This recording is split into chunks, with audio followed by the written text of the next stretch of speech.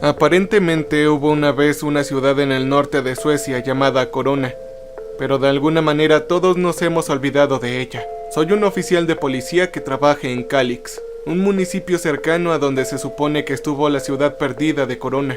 En ese lugar no hay señales de la ciudad, solo un bosque denso, pero ciertos detalles relacionados con mi propia familia me dan la certeza de que este lugar era real.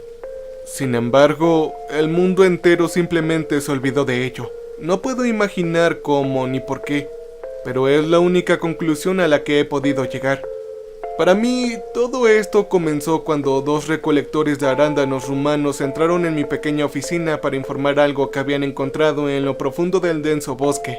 Ellos no sabían suficiente sueco o inglés para explicar exactamente qué era lo que habían encontrado, pero inmediatamente tuve claro que los había aterrorizado por completo. Por lo que entendí, parecía involucrar un cadáver humano. Finalmente, después de haber traído un intérprete del pueblo vecino al mío, se reveló que habían tropezado con un chico muerto, de tal vez no más de 10 años. Nos llevaron a mí y a dos de mis colegas, seguido por una ambulancia, al lugar donde habían encontrado al niño. El sol se estaba poniendo detrás de una espesa niebla cuando llegamos. Encendí un cigarrillo mientras dejábamos la carretera principal y caminábamos hacia el bosque, donde se suponía que debía estar el chico muerto. Me sentí un poco incómodo al tener que lidiar con esto, pero había manejado casos como este antes. Por ejemplo, algunos accidentes automovilísticos, y ahora no me sentí muy afectado por ello. Era solo un trabajo, o eso pensaba. Los rumanos se detuvieron cuando nos acercamos y se negaron a seguir adelante. Noté que había pánico en sus ojos, más de lo que esperaba, incluso dadas estas circunstancias extremas. Uno de mis colegas se quedó con ellos mientras el resto de nosotros continuamos. Pronto nos encontramos con una enorme roca que había sido colocada allí por la capa de hielo que cubría Europa durante la Edad de Hielo. Mi colega lo rodeó y unos momentos después regresó corriendo, pálido, como si hubiera visto al diablo en persona. Él se inclinó y vomitó justo enfrente de mí. Está en el otro lado. ¡Carajo!, dijo. No le hice ninguna pregunta, solo procedí a comprobarlo por mí mismo con los médicos siguiéndome. Lo que encontramos al otro lado de la roca no fue natural. La mitad del chico y una niña de cabello rubio se fusionó con la roca como si le hubiera atravesado como un fantasma y luego de repente se convirtiera en humana antes de que tuviera tiempo de salir de la roca. O, como mi colega comentó más tarde, fue como si le hubieran teletransportado a la roca. La mirada triste y muerta de la niña hacia el bosque parecía contar la historia de una tragedia desconocida para los vivos. Los médicos rápidamente se apartaron de sus ojos en silencio, horrorizados por el destino que debió haber sufrido. Pero yo no pude apartar la mirada. Nunca he sido un hombre religioso, pero esta experiencia me hizo dudar de todo lo que había creído antes. Y no me refiero solo a la forma extraña en que la pobre niña perdió la vida medio envuelta en la roca. Había algo más en la niña también. Algo que me hizo sentir completamente vacío por dentro, como si me hubieran arrancado un pedazo de mi propia alma, dejando un agujero vacío en mi corazón, que rápidamente se llenó con un dolor que nunca antes había sentido. Fue una sensación espantosa, solo agravada por el extraño hecho de que una pequeña parte de mí reconoció a la chica. No podía decir de dónde. Su rostro era como el vago recuerdo de un sueño recientemente olvidado. Nos recuperamos y comenzamos a hablar, tratando de darle sentido a la situación sin ningún éxito. Mientras que los médicos se acercaban al cuerpo, yo traté de concentrarme en los hechos concretos mientras investigábamos la escena. La chica vestía una chaqueta rosa. En uno de los bolsillos encontramos una flor de aspecto extraño. Sus colores eran exóticos y se parecían a las alas de un escarabajo. Además tenía una tarjeta amarilla de la biblioteca con un texto que nos desconcertó a todos. Tenía escrito "La biblioteca de Corona". Así estaba impreso. De ahí provenía. La niña también había escrito su nombre en la tarjeta. Cuando lo vi, mi mundo comenzó a dar vueltas. Se llamaba Isabella Lexilus. Decía con la letra infantil de una niña pequeña. ¿No es ese su apellido, señor?, dijo mi colega. Pero eso es imposible. No sabía qué decir o pensar. Bueno, ¿usted la reconoce? Yo... No, nunca la había visto antes en mi vida. Esto debe ser sin duda alguna una coincidencia, ¿sabes? Esto parece ser algo extraño, señor. Yo no respondí ante ello. También hay algo allá abajo en el suelo, dijo uno de los médicos. Sobre el musgo manchado de sangre debajo de la chica había un cuaderno. Debió haberse caído de la mano que colgaba flácida sobre el libro. Lo recogí y la abrí. Las páginas estaban cubiertas con texto pequeño escrito con letra diferente a la de la chica. Señor, dijo uno de los médicos, tendremos que traer algunas herramientas para cortarla y sacarla. Sí, está bien, dije distraídamente mirando a aquel cuaderno. Oh, y una cosa más, dijo el médico. Guardé el libro en la bolsa de plástico para pruebas. ¿Qué? Dije. Hay demasiada sangre. El médico señaló al suelo. ¿Qué quieres decir con que hay demasiada sangre? Yo pregunté. Sí, debajo de la roca, señor, explicó el médico. Es imposible que toda esa sangre provenga de una niña. Tuve un momento de silencio y luego dije, tendremos que volver aquí con mejores herramientas, ¿de acuerdo? Un día después retiramos con éxito la parte superior del cuerpo de la niña y la llevamos a la morgue donde fue examinada. También intentamos levantar la roca con la ayuda de una grúa, pero esta no se movió. En cambio, cavamos un hoyo debajo, pero no encontramos partes nuevas del cuerpo. Todo lo que podíamos hacer este día fue tomar muestras de la mayor cantidad de sangre posible. Durante el examen del cuerpo, yo leí el cuaderno. Contenía la historia de la ciudad de Corona. Yo estaba convencido de que era ficción. Una historia desquiciada escrita por el hombre que pensé que debía haber matado a la chica. Pero eso fue hasta hace unas semanas cuando el laboratorio forense me llamó. Todavía me cuesta creerlo, pero me dijeron que había otra manera. Habían probado el ADN de la niña y lo habían comparado con el mío por su apellido. Sí, fue idea mía, ya que no quería que nadie sospechara nada.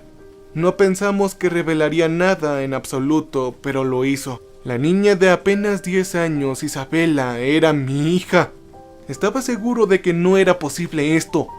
10 años antes vivía con mi ex esposa y nunca le engañé. Y ciertamente yo no tuve hijos con ella. Estuvimos juntos durante 5 años más, así que hubiera sabido si ella hubiera tenido un bebé durante este tiempo. Y sin embargo, la prueba no tenía nada de malo. A continuación les diré una transcripción del cuaderno. Lo he grabado aquí con la esperanza de que alguien recuerde la ciudad de Corona o alguien que podría haber vivido en ella. Por favor, contáctame si tienes alguna información. Esto es lo que había dentro de aquellas hojas. Hola, mi nombre es Henry Frederickson. Hace 5 años yo era una persona diferente. Entonces yo era más joven, más apuesto, no solo en el sentido ordinario, sino también en espíritu. Había alegría en mi vida y tenía esperanzas y sueños. Sin embargo, todo eso se acabó ahora. No tengo tanto tiempo para escribir esto, pero intentaré explicar lo que nos sucedió a toda nuestra comunidad lo mejor que pueda. Escucha con atención. El evento, como hemos venido a llamarlo, ocurrió el 9 de julio del 2013. Solo estaba visitando Corona durante el día para llevar a mi sobrina Isabela a la gran inauguración de The Red Club, el nuevo parque de diversiones de la ciudad. Se suponía que era el más grande de Suecia e Isabela había rogado a sus padres que fueran a la gran inauguración, pero ninguno de ellos había podido hacerlo debido al trabajo. Entonces ellos me llamaron y me pidieron que lo hiciera por ellos. Yo era su persona a quien acudir cuando necesitaban ayuda con Isabela. La única en la que confiaban, debo decir. ¿Cómo desearía ahora que ese no hubiera sido el caso, considerando lo que sucedió a continuación? Ese día llegamos bastante temprano, unas horas antes de la inauguración. Esto para no hacer cola todo el día para entrar. El clima era asombroso. Había llovido temprano en la mañana, así que estuvimos un poco preocupados, pero cuando llegamos a la ciudad no había ni una nube a la vista. Isabela no podía dejar de hablar de lo mucho que nos divertiríamos y me conmovió el corazón verla tan feliz. Nos tomó un poco más de lo esperado llegar al parque de diversiones, ya que una de las calles principales había sido cerrada por un desfile militar. Esto no nos molestó en absoluto, más bien aumentó la sensación de celebración en el aire. Para evitar el desfile tuvimos que tomar un autobús hasta el centro de la ciudad, la Plaza Freya, y desde ahí tuvimos que tomar el metro hasta el grupo empresarial Yellow Neutral. Estos eran los rascacielos más altos de Suecia. Ahí nos fue posible caminar hasta el parque de diversiones ya mencionado. Había gente por todas partes. Resultó que muchos de ellos habían tomado un ferry río abajo que yo no conocía. Esto significaba que teníamos que hacer cola después de todo. Pero a Isabela no le importaba, pero sabía que pronto tendría hambre y me preocupaba que eso arruinara su estado de ánimo. Afortunadamente había un hombre que vendía perros calientes en un carrito que estaba empujado por la línea. Compré un hot dog y un refresco para Isabela. A sus padres no les gustaba mucho cuando yo le compraba comida chatarra, pero en un día como este pensé que lo entenderían. El hombre también vendía globos rojos a los chicos. Isabela dijo que quería uno. Traté de decirle que tendría que cargarlo todo el día y que habrían más globos dentro del parque de diversiones, pero ella no quiso escuchar. A regañadientes también yo le compré un globo. En este punto nadie sabía que toda su vida estaba a punto de cambiar en cuestión de minutos. Isabela soltó accidentalmente el globo. Temí que la entristeciera, pero no pareció molestarla mucho. Observamos el globo mientras se elevaba en el aire y se alejaba. Pronto no fue más que un punto rojo contra el vasto azul cielo. Luego, de repente, desapareció. ¿A dónde se fue, tío?, dijo Isabela.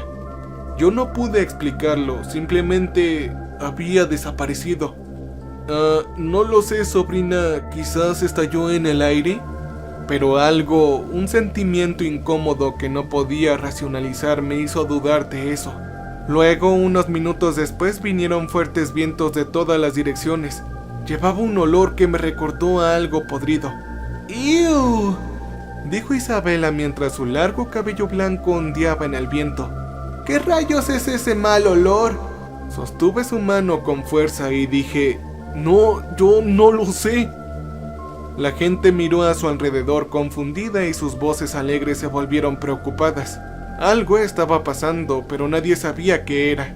De repente, las sirenas resonaban en la distancia, aparentemente provenientes del grupo empresarial. ¡Oh, Dios mío!, dijo una mujer y señaló hacia los rascacielos. La parte superior del edificio se ha ido. No era tan fácil de ver, pero sí tenía razón. La parte superior del edificio más alto había desaparecido como si lo hubieran cortado con un cuchillo. Isabela era demasiado baja para verlo, pero se dio cuenta de que algo no estaba bien en las caras de todos y ella misma se preocupó. Isabela, creo que tenemos que salir de aquí, dije actuando completamente por instinto. No creo que este lugar sea seguro. Isabela lloró. Pero nos perderemos de la apertura. Sí, cariño, nos registraremos más tarde, ¿de acuerdo?, le dije mientras me alejaba de la multitud con ella. Uno de los transbordadores estaba a punto de partir. Rápidamente subimos a bordo. Algunas de las personas se unieron a nosotros, pero la mayoría de la gente se quedó atrás con la esperanza de que todo se solucionara. Isabela lloró desconsolablemente, pero no estaba enojada. Mientras el ferry se alejaba lentamente del paseo junto al río, estalló una conmoción de algún tipo entre la multitud que regresaba a tierra. No podía ver lo que estaba pasando, pero de repente todos gritaron de terror y trataron de correr hacia el agua.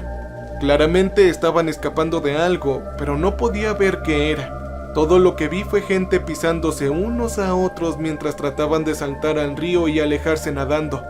Fue una vista horrible y me alegro de que Isabela no fuera lo suficientemente alta para ver por encima de la barandilla. A continuación, las sirenas del sistema de alerta de emergencia comenzaron a sonar con su espeluznante sonido de catástrofe inminente. Todos hacían preguntas para las que nadie tenía respuesta.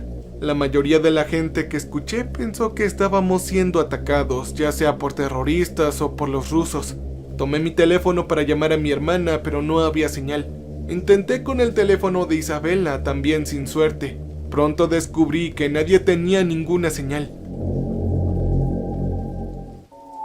A los lados del río que atravesaba la ciudad, la gente trataba de mirar por sus ventanas tratando de vislumbrar lo que estaba pasando, pero lo único que podían ver que estaba fuera de lo común era el edificio aislado Yellow Cluster Empresarial. «¡Mira, tío!», dijo Isabela y señaló al cielo. «Yo nunca antes había visto un pájaro tan grande». Una enorme criatura parecida a un pájaro se elevó por encima de nosotros. Estaba completamente oscuro. Aunque era imposible decirlo con certeza, parecía estar tan confundido acerca de vernos como nosotros lo veíamos. Rodeó el centro de la ciudad unas cuantas veces y luego voló de nuevo. La vista del pájaro gigante, o lo que sea que realmente fuera, convirtió nuestra ansiosa confusión en terror. Todavía no sabíamos qué había sucedido, pero ahora sabíamos que no tenía nada que ver con terroristas o alguna potencia extranjera. ¡Oh, no! Esto era algo más, algo imposible de creer y al mismo tiempo imposible de negar. El ferry nos dejó un poco más abajo del río, cerca de la Plaza Freya. La gente parecía estar en estado de pánico, aunque nadie sabía que estaba mal. Algunos estaban empacando sus autos para escapar de la ciudad, otros corrían hacia algún lugar, tal vez hacia sus seres queridos, pero la mayoría de las personas se agruparon alrededor de oficiales de policía, trabajadores de la ciudad o personal militar del desfile para tratar de obtener información. Pero ellos solo obtuvieron la misma respuesta una y otra vez. Les gritaron para que se escuchara por las sirenas del sistema de alerta de emergencia que no se sabía nada y que debían regresar a sus casas y escuchar la radio por más información. ¿Cómo se supone que vamos a escuchar la radio cuando no hay luz? La voz provenía de una anciana. Mira a tu alrededor. No sean imbéciles, no hay energía. Efectivamente, la anciana tenía razón. Vayan a casa, cierren las ventanas y esperen a que vuelva la luz, dijo un policía. No sabemos qué está pasando, pero lo más seguro es seguir el procedimiento. Él fue interrumpido por algo que sucedía a unos metros de distancia. La primera persona que había intentado salir de la ciudad, un hombre en una motocicleta ruidosa, había regresado. Yo llevaba a Isabel en brazos, consolándola al mismo tiempo que trataba de escuchar lo que el hombre de la motocicleta estaba tratando de decirles a todos. Me empujé en la multitud para acercarme a él. Caminó hasta el centro de la plaza y se subió al pie de la estatua de Freya. Pocas personas le creyeron, pero todos los que habían visto a la criatura en el cielo no tenían ninguna duda de que estaba diciendo la verdad, por imposible que pareciera. ¡Escuchan todos! ¡No hay manera de salir!, gritó el hombre. La carretera principal corta en el borde de la ciudad y solo hay jungla. No puedo explicarlo, lo siento, pero es verdad. Estamos rodeados por una jungla densa e espesa y no hay forma de evitarla. Estamos atrapados. Entonces es verdad. Por el amor de Dios, todo era verdad, susurró un policía para sí mismo a mi lado. Le pregunté a qué demonios se refería. Primero no quiso reconocer mi pregunta, pero cuando vio mi confusión y lágrimas en los ojos inocentes de mi sobrina, se volvió hacia mí y dijo en voz baja: Señor, antes de que perdiéramos contacto con el helicóptero que vigilaba el desfile, el piloto dijo algo que simplemente no tenía sentido. Él se estaba estrellando. Algo le había cortado las palas del rotor, y dijo que todo había cambiado de alguna manera. La vista había cambiado completamente. Antes de caer al suelo, gritó que había visto una jungla al oeste y un océano al este. Llegaron más y más informes y aunque era imposible distinguir los rumores de los hechos, todos contaban la misma historia. El mundo entero alrededor de la ciudad había sido reemplazada en una instancia. La ciudad era la misma, pero el cielo no lo era. Finalmente, las sirenas aulladoras se silenciaron, los autos dejaron de hacer sonar sus bocinas y la cacofonía de voces se extinguió. Un extraño silencio cayó sobre la ciudad. El sentimiento era más que irreal. No sabía qué significaba todo esto. Traté de explicárselo a mi sobrina, pero ella solo tenía 5 años y no podía entender. Quería ir a casa con sus padres y no sabía qué decirles. Estaba cansado y necesitaba descansar, así que fui a un hostal cercano y pagué una habitación. Pronto la economía de la ciudad colapsaría, pero durante los primeros días en este nuevo mundo desconocido, la gente todavía aceptaba dinero como pago. Lo que siguió fueron 5 años de interminables pruebas y dificultades, una batalla continua por la supervivencia sin esperanza de ayuda o rescate. Comenzó durante la primera noche. El sol idéntico al nuestro, pero nuevo y extraño, se sentó hacia el norte en lugar de hacia el este y fue reemplazado por estrellas irreconocibles que cubrían todo el cielo. Cuando los miré desde la pequeña ventana de nuestra habitación no sentí asombro, sino que me sentí completamente desorientado. El sentimiento más extraño durante estos años debió haber sido la paradójica sensación de familiaridad en las calles mezcladas con la conciencia del total desplazamiento. Creo que esto fue en parte porque la gente se mantenía cerca del centro de la ciudad para ahogarse en la ilusión de estar en casa, aunque sabían en el fondo que no podían escapar de su destino varados en lo desconocido. Luego, mientras me asomaba por la ventana, escuché los sonidos. Gente gritando, disparos, autos conduciendo locamente por las calles sin ningún lugar a donde ir y algún que otro aullido extraño que me heló la sangre. Nunca vi nada de lo que sucedió esa noche, pero cambió la población en más de 2 millones de personas para siempre. Cerré la ventana y me escondí detrás de la cama con Isabela. Quería llorar por su madre, pero mantuve mi mano sobre su boca temblorosa. La siguiente noche fue más tranquila, probablemente porque nadie se atrevió a aventurarse afuera. Durante los días, pronto me di cuenta de que la amenaza no provenía de la jungla desconocida fuera de la ciudad, sino de la gente misma dentro de ella. Era imposible saber cuántos crímenes se cometieron, dado que lo que vi con mis propios ojos fueron saqueos, robos e incluso asesinatos. Yo pensé que la tasa de crímenes debió haber aumentado demasiado. Sin embargo, no fue una anarquía total. La policía y las pocas unidades militares que habían estado en la ciudad para el desfile mantuvieron un orden vital en la comunidad. Dado que la gente corriente no tenía armas, la policía y el ejército no se veían amenazados por el ciudadano promedio. Un líder dio un paso adelante, el hombre de la motocicleta, y después de unas semanas todos parecieron cooperar pacíficamente. La comida que quedaba en las tiendas se distribuía en su mayoría de manera justa y todos los que podían trabajar parecían hacerlo sin dudarlo, incluso yo. Los científicos que habían estado trabajando en la universidad en el momento del evento no pudieron averiguar qué había sucedido, pero con la ayuda de cientos de ciudadanos lograron construir una pequeña planta de energía nuclear que podría devolverle electricidad a la ciudad. Sobre todo yo ayudé en ese proyecto. No sabía nada de física nuclear, pero hice lo que pude. Era asombroso de lo que éramos capaces como pueblo y en todo mi espanto creció un sentimiento de orgullo en mi pecho. Aunque nuestro tiempo en este mundo no fue sencillo. Lejos de ahí. Aparte de mi problema personal para mantener a Isabela sana y segura con el que tuve éxito, aunque ella nunca se sintió segura, habían 3 problemas importantes que seguían creciendo cada semana. El primero fue la situación de los alimentos y el agua. Algunas personas habían logrado cultivar trigo y papas en parques y campos de fútbol, pero esto no era suficiente. Nos estábamos quedando rápidamente sin agua y comida. Llovía de vez en cuando, pero muy pocas personas se sentían seguras bebiendo el agua de lluvia.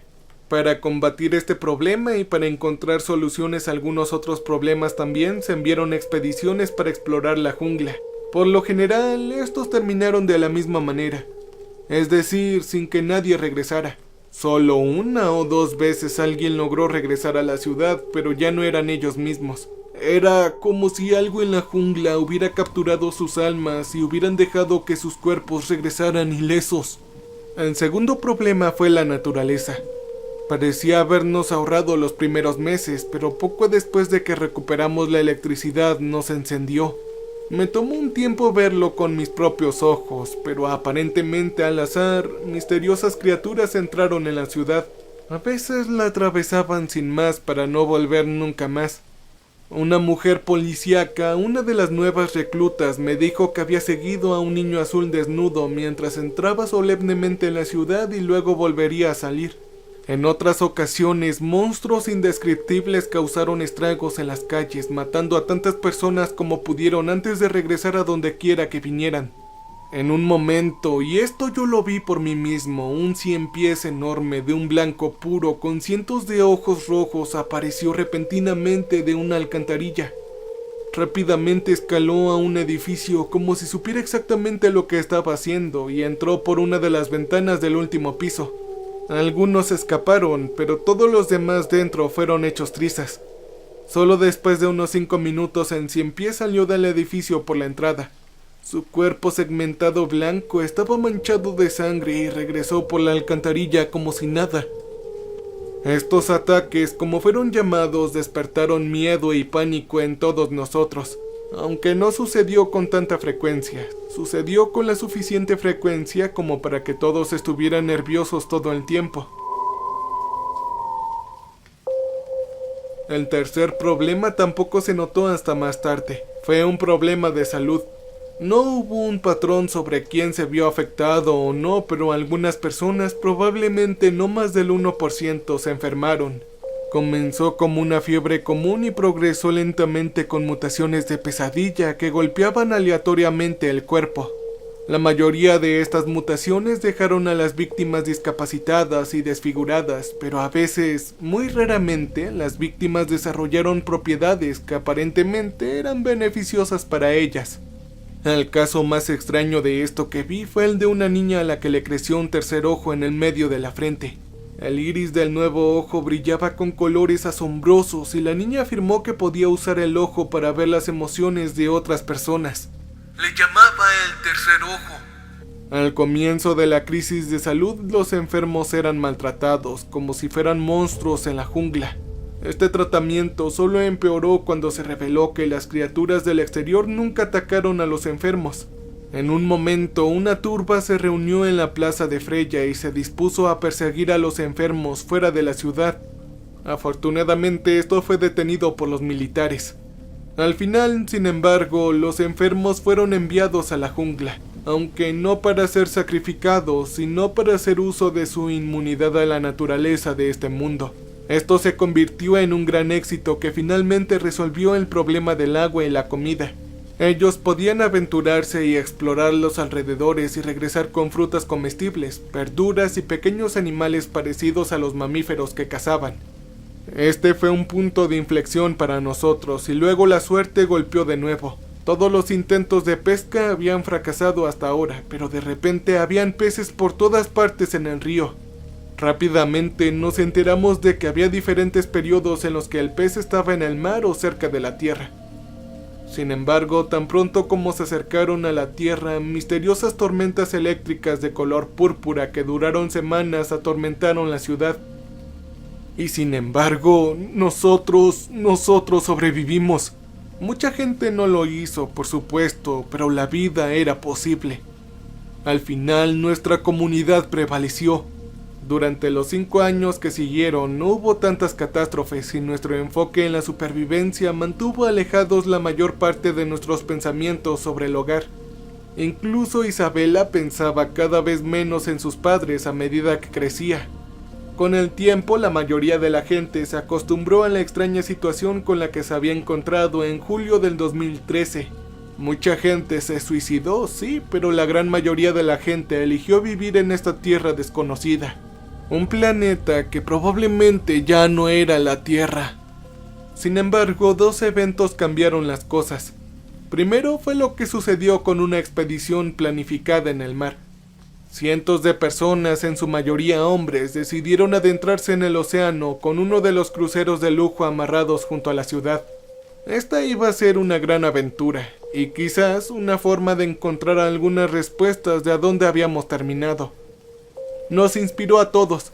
Miles de personas, Isabela y yo incluidos, se habían reunido para observar cómo el enorme barco zarpaba lentamente. Todo se sintió similar a ese día 5 años antes, cuando esperábamos a que abriera el parque de diversiones. Todos miramos el horizonte mientras el barco llamado Esperanza se convertía en un pequeño punto contra el sol poniente. Imaginamos las increíbles aventuras en las que estarían y esperamos con ansia su regreso. Pero entonces, algo que debió ser más grande que todo lo que habíamos visto hasta ahora salió del agua y se tragó a Esperanza entero. Algunas personas gritaron y otras lloraron. Este fue un duro golpe para la ciudad. El solo hecho de saber que un ser así, tan gigante, con el poder de comerse todo un crucero de lujo de un bocado, podría existir, privó a muchas personas de su esperanza del futuro.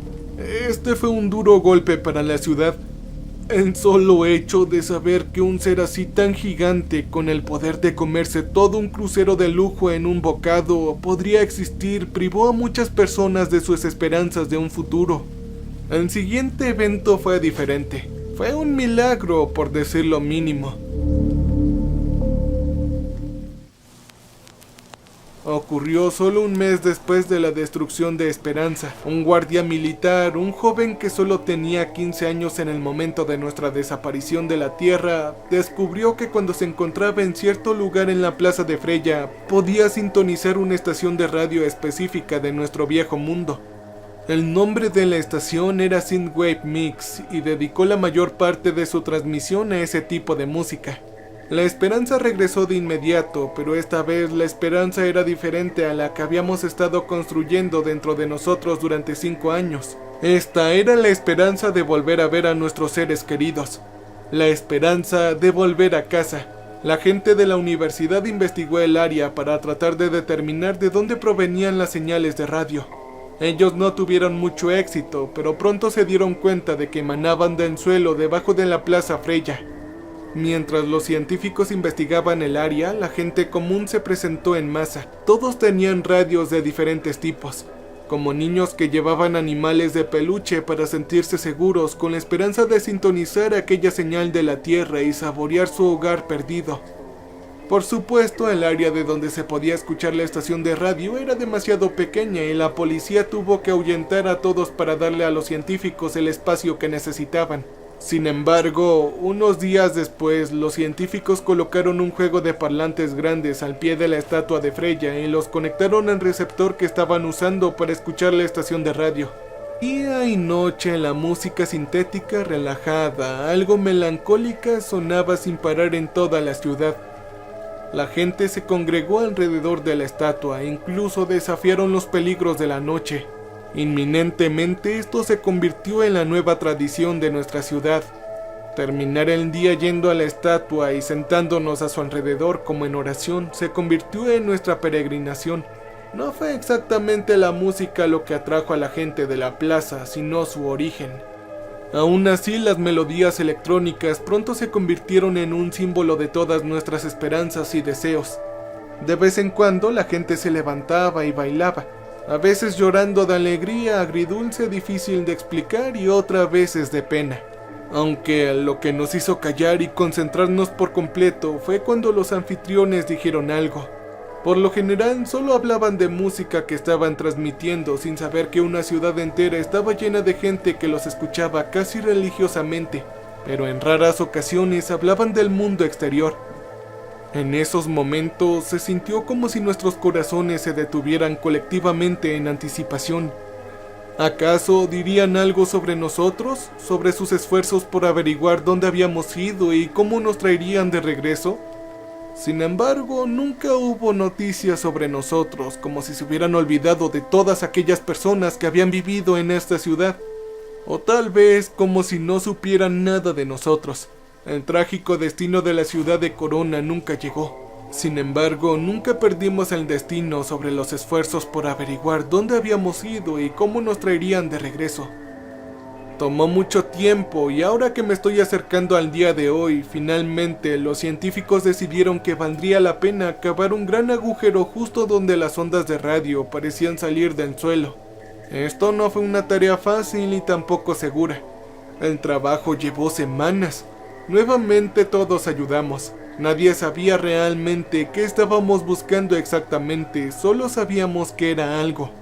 Cuando llegamos al fondo, donde la roca era demasiado dura para cavar, una montaña de tierra cubría toda la plaza. Descubrimos que nuestros esfuerzos no habían sido en vano, ya que justo debajo del agujero donde habían captado las ondas de radio había un pequeño agujero en el lecho de roca. Se pidió a la gente que se alejara de ello mientras los científicos la investigaban. Se pidió a la gente que se alejara de la roca mientras los científicos la investigaban. Primero intentaron medir qué tan profundo era. Esto tomó algún tiempo, ya que era difícil encontrar una cuerda lo suficientemente larga. Al final se estimó que eran unos 700 metros de profundidad.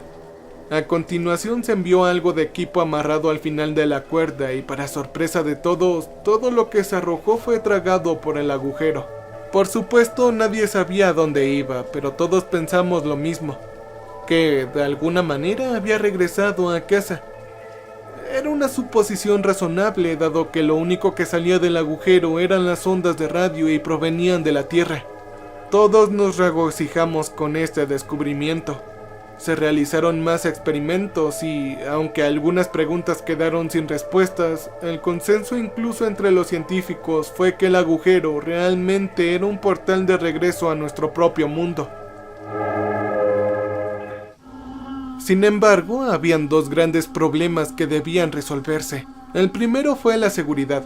Cada vez que algo atado a la cuerda desaparecía en el fondo del agujero, la cuerda se cortaba como en rascacielos 5 años antes. Esto significaba que era posible que quien entrara en el agujero también fuera cortado.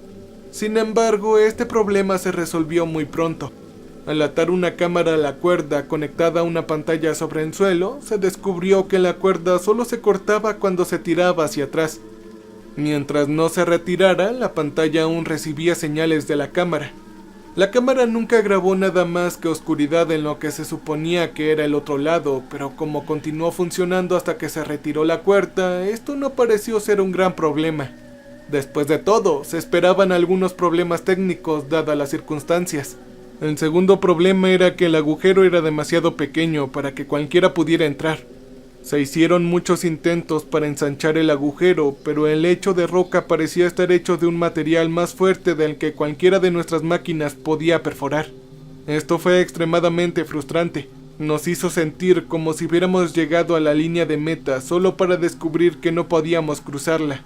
Al final uno de los científicos dijo que quería enviar a su hijo de 10 años al pozo. Era lo suficientemente pequeño como para caber en él. Eso fue ampliamente debatido durante bastante tiempo antes de ser aprobado. La madre a su vez argumentó que la ciudad de Corona no era un lugar para su hijo y que toda la evidencia sugería que el agujero era el único camino a casa. El chico fue valiente, sabía que probablemente nunca volvería a ver a su pobre padre y a su madre, pero aún así siguió adelante. Le dieron un walkie-talkie y después de un adiós lleno de lágrimas de su madre y su padre, lo enviaron por el agujero negro de 700 metros de profundidad. Se le indicó por radio después de llegar al otro lado, confirmando que estaba a salvo. Después de que se retiró la cuerda, la madre esperó y esperó a que su hijo se reportara. Sin embargo, nunca lo hizo. Durante semanas, la madre se sentó al borde del agujero bajo un calor despiadado y una lluvia torrencial llamando a su hijo una y otra vez con su walkie-talkie. Nadie sabía qué había salido mal, si es que había algo malo.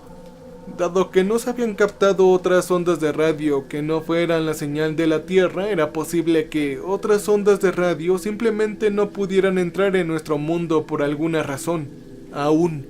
Sin embargo, esto no cambió la mente de la gente. El agujero representaba la única esperanza verdadera que habíamos sentido en años, y dadas todas las cosas horribles de nuestro mundo que podrían destruirnos en cualquier momento con la misma facilidad con la que es apagar una vela, el pequeño riesgo de atravesar el agujero parecía más que aceptable. El agujero estaba custodiado por la policía, pero la mayoría de la policía compartía la opinión colectiva de la ciudad de que el agujero era la única salida, no para los adultos, sino para nuestros hijos. Y ahora estoy sentado aquí en la habitación por la que pagué hace 5 años escribiendo esto. Durante las últimas semanas, muchos padres han estado enviando a sus hijos al hoyo por la noche. Este mundo realmente no es un lugar para ellos. Aunque bien podrían sobrevivir, se merecen algo mejor. Por eso, como muchos otros, he decidido enviar a Isabela a casa. Cuando se lo conté, me miró con una felicidad en sus ojos que no había visto desde que fuimos transportados a este mundo espantoso y olvidado de Dios. He estado escribiendo esto todo el día. Es mi testimonio de lo que sucedió a Corona. Le daré este cuaderno a Isabela. Estoy seguro de que podrá dárselo a su padre.